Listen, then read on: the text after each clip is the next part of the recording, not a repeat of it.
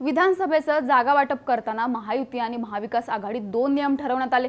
एक म्हणजे सिटिंग आमदार असलेल्या ठिकाणी त्याच पक्षाच्या उमेदवाराला तिकीट देणं आणि दुसरा नियम म्हणजे जिथे ज्याचे निवडून येण्याचे चान्सेस आहेत त्याच उमेदवाराला संधी देणं। पण आष्टी विधानसभेच्या बाबतीत महायुतीत वेगळं चित्र दिसून आले। विद्यमान आमदार असून देखील बाळासाहेब आजबे यांना महायुतीत झुलवत ठेवल्याची चर्चा होती। तर भाजपने सुरेश धस यांना एबी फॉर्म दिला। त्यानंतर अजित पवार गटाने देखील आजबेंना शेवटच्या क्षणी एबी फॉर्म दिला। त्यात भाजपचे माजी आमदार भीमराव धोंडे यांनी देखील अपक्ष उमेदवारी अर्ज दाखल केलाय। त्यामुळे आष्टीत मैत्रीपूर्ण लढत होण्याची शक्यता वर्तवली जाते। तर महाविकास आघाडीतून मेहबूब शेख यांना पहिल्यांदाच रिंगणात उतरवण्यात आले। आता अर्ज माघारीपर्यंत महायुतीत काय वाटाघाटी होतात, इथं उमेदवार माघार घेणार की मैत्रीपूर्ण लढणार हे पाहणं महत्त्वाचं असेल।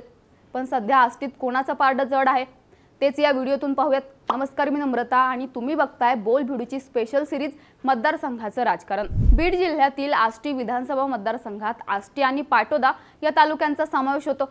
आष्टी विधानसभा मतदारसंघाचा विचार केला तर या मतदारसंघात 1990 नंतर एकदाही काँग्रेसचा आमदार झाला नाही। 2009 ला इथं राष्ट्रवादीचे आमदार निवडून आल्यानंतर ही जागा राष्ट्रवादीच्याच वाट्याला आली आहे। तर भाजपने देखील इथं 3 वेळा आपले आमदार निवडून आणलेत। त्यामुळे राष्ट्रवादी, काँग्रेस आणि भाजप या दोन्ही पक्षांचा इथं क्लेम असणं स्वाभाविक आहे। पण विद्यमान आमदार बाळासाहेब आजबे हे अजित पवारांसोबत आल्यानं सिटिंग गेटिंग फॉर्म्युलानुसार ही जागा त्यांना मिळणं आवश्यक होतं। पण भाजपने आधी माजी आमदार सुरेश धस यांना उमेदवारी दिली। त्यानंतर अजित पवार गटाकडून बाळासाहेब आजबे यांना देखील एबी फॉर्म देण्यात आला। दोघांनी देखील मोठं शक्ती प्रदर्शन करत आपले उमेदवारी अर्ज दाखल केले। तसंच या दोन्ही नेत्यांपूर्वीच भाजपचे माजी आमदार भीमराव धोंडे यांनी देखील अपक्ष अर्ज दाखल केलाय। त्यामुळे सध्या आष्टीच्या मैदानात 2 माजी आणि 1 विद्यमान आमदार उतरलेत। महाविकास आघाडीत शरद पवार गटानं इथून मेहबूब शेख यांना उमेदवारी दिली, पण महायुतीत एखादा उमेदवार अर्ज मागे घेणार की फ्रेंडली फाईट होणार याची सगळ्यांनाच उत्सुकता आहे। आता आष्टीतल्या उमेदवारांबद्दल सगळ्यात आधी बोलूयात। महायुतीतल्या इथल्या दोन्ही उमेदवारांना पक्षांतराचा इतिहास आहे। सुरेश धस 1999 आणि 2004 ला भाजपकडून तर 2009 ला राष्ट्रवादीकडून आमदार झालेत। तर राष्ट्रवादीचे विद्यमान आमदार बाळासाहेब आजबे यांनी 2009 भाजपकडून निवडणूक लढवली। तर अपक्ष उमेदवार असलेले भीमराव धोंडे देखील काँग्रेस आणि भाजपकडून आमदार झालेत। त्यामुळे तिन्ही उमेदवारांना मतदारसंघातल्या सत्तेचा अनुभव आहे। पण शरद पवार गटाचे मेहबूब शेख यांच्याबद्दल बोलायचं झालं तर ते राष्ट्रवादी युवक काँग्रेसचे अध्यक्ष आहेत।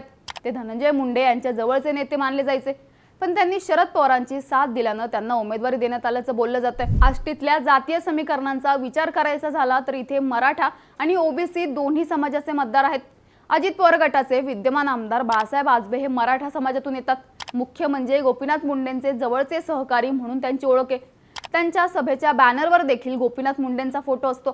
त्यामुळे पाठिंबा द्यायची वेळ आली तर पंकजा मुंडे आजबेंना प्राधान्य देतील अशी चर्चा राजकीय वर्तुळात आहे। त्यामुळे आजबेंच्या मागे मराठा समाजासह ओबीसींची ताकद लागण्याची शक्यता आहे।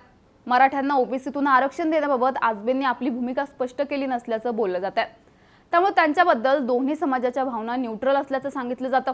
तसंच आजबे यांनी आपल्या आमदारकीच्या काळात 3000 कोटींची विकास कामं केल्याचा दावा करण्यात येतोय। त्यामुळे जातीय समीकरणं प्लस विकास कामांचं नरेटिव्ह आजबेंच्या बाजूने असल्याचं स्थानिक पत्रकार सांगतात। आमदार आजबेंनी जोरदार शक्ती प्रदर्शन करत उमेदवारी अर्ज भरलाय, पण त्यांना एबी फॉर्मसाठी शेवटपर्यंत झुलवत ठेवल्याची चर्चा आहे। त्यातून त्यांना अर्ज माघारी घेण्याचे पक्षाकडून आदेश येण्याची शक्यता आहे। त्यातून त्यांनी अर्ज माघारी घेतला नाही तर नोटीस काढून त्यांचा एबी फॉर्म रद्द केला जाऊ शकतो असं देखील सांगितलं जातं।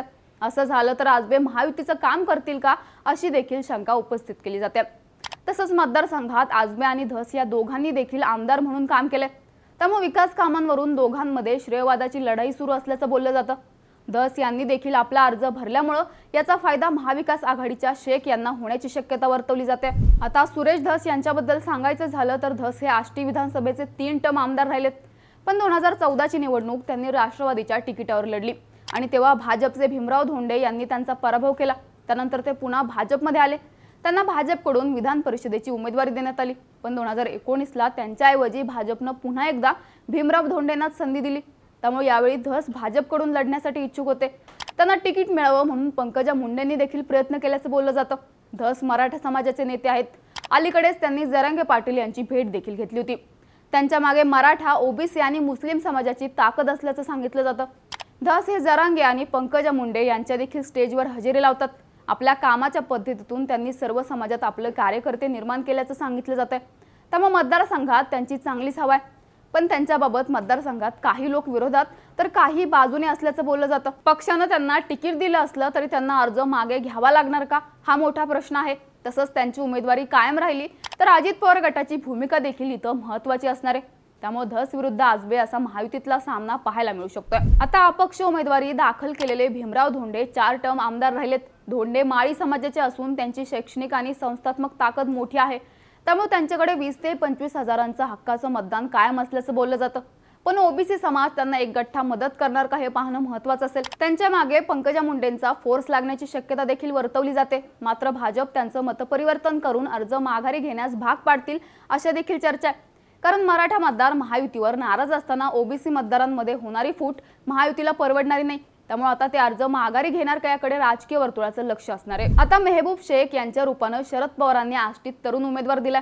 शेख हे पहिल्यांदाच विधानसभा निवडणुकीच्या रिंगणात उतरलेत। त्यामुळे प्रस्थापितांच्या राजकारणाला कंटाळलेले लोक मेहबूब यांना पाठिंबा देतील अशी चर्चा आहे। तर शरद पवारांना असलेल्या सहानुभूतीचा फायदा देखील शेख यांना होऊ शकतोय। आष्टीत सुमारे 20,000 मतं मुस्लिम समाजाची आहेत। त्यातील बहुतांश मतदार शेख यांना प्राधान्य देतील असं सांगितलं जात आहे। तसं पाहिलं तर मेहबूब शेख यांचं मतदारसंघात वैयक्तिक असं पॉकेट नसल्याचं बोललं जातं। तसंच त्यांच्या उमेदवारीला पक्षांतर्गत विरोध आहे। मुख्य म्हणजे इथून राष्ट्रवादी काँग्रेसचे ज्येष्ठ नेते आणि माजी आमदार साहेबराव दरेकर हे निवडणूक लढण्यासाठी इच्छुक होते। मला जयंत पाटलांनी उमेदवारीचा शब्द दिला होता, माझं तिकीट फायनल झाल्याचं सांगितलं होतं। पण मुस्लिम समाजातला उमेदवार देण्यासाठी शेख यांना तिकीट देऊन आपल्यावर अन्याय झाल्याची भावना दरेकर यांनी व्यक्त केली। त्यामुळे त्यांनी बंडखोरी करत आपला उमेदवारी अर्ज दाखल केला। मुख्य म्हणजे शेख यांना तिकीट मिळताच शरद पवार गटाच्या 150 पदाधिकाऱ्यांनी आपले राजीनामे दिलेत।